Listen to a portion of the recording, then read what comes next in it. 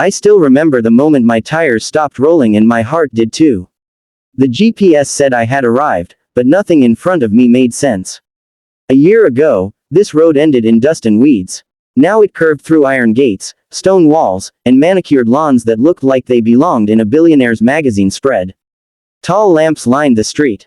Security cameras blinked red. Beyond them stood massive mansions, glass, marble, and arrogance poured into concrete. All of it was sitting on my land. I stepped out of my car slowly, like the ground might vanish beneath my feet. The air smelled new, fresh paint, cut grass, money.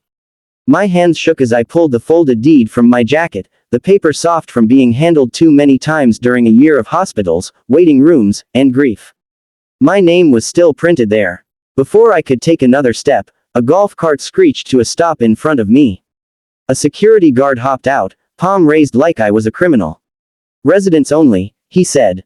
"This is private HOA property." I laughed once, sharp and disbelieving. "No, this is my land." He looked me up and down, then smirked. "Sir, I suggest you leave before I call the board." 5 minutes later, she arrived. Perfect hair, sunglasses even though the sun was setting. Clipboard hugged to her chest like a weapon. She walked with the confidence of someone who had never been told no. "What seems to be the issue?" she asked, already bored. I handed her the deed. She barely glanced at it. "This property was abandoned," she said. "The HOA took responsibility under state development statutes. You built houses on it," I said quietly. "Mansions," she corrected. "For families. For the community. You never contacted me." She smiled. "Not warm. Calculated. You disappeared for a year. That's not our problem." That was the moment I understood something important. They didn't think I'd come back. They had already spent my land. Behind her, lights flicked on inside the homes. People laughed. Wine glasses clinked. Children ran across grass that used to be wild and free. Every single one of them was living on what belonged to me. I drove away without another word. They thought they'd won. That night, I didn't sleep. I spread documents across my motel bed, deeds, tax receipts, survey maps. Everything was clean. Everything was legal. The HOA hadn't stolen my land through law. They had stolen it through arrogance. By morning, I was sitting in a lawyer's office. He read in silence, then leaned back slowly. "They built permanent structures," he said. "Without eminent domain. Without purchase. Without lease." "What does that mean?" I asked. A slow smile crossed his face.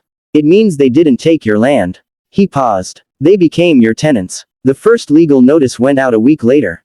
The HOA laughed. Their board president, same woman with the clipboard, called my lawyer personally. "This is extortion," she snapped. "We will not pay rent on our own neighborhood." My lawyer's voice was calm. "Then remove the structures." Silence. Removing 32 luxury mansions wasn't an option. Neither was admitting fault. So they tried intimidation. Code violations appeared on my unused adjacent land.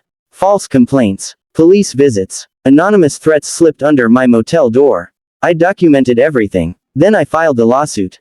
That's when panic set in. Residents started asking questions. Banks froze refinancing. Insurance companies demanded clarification on land ownership. The HOA's perfect community suddenly had a cracked foundation, and it was visible to everyone. I attended the first HOA meeting uninvited. Gasps filled the room when I walked in. Karen stood up immediately. "You are not welcome here." I smiled. "Actually, as landowner, I am." The room went dead. Silent. I laid out the facts calmly. No shouting. No drama. Just law. Every home sat on leased ground. Retroactive rent was owed. Monthly rent would continue until purchase or removal. Failure to comply would result in liens against individual homes. One resident stood up, pale. "We paid cash for our house." "Yes," I said gently. "But not for the land beneath it." That's when the HOA board turned on Karen.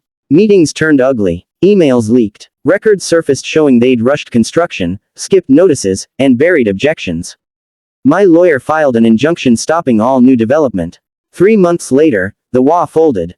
They signed the agreement quietly. Now, every month, I receive 32 rent payments. On time. Direct deposit. Enough to pay off my own future home before it's even built.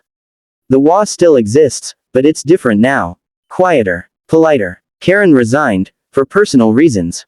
The new board sends me holiday cards. Sometimes I drive past the gates slowly. The same security guard nods at me now. The lights still glow. The laughter still floats through the air. But this time, it doesn't hurt. Because every brick, every wall, every inch of concrete stands on something they can never own. My land. And they know it.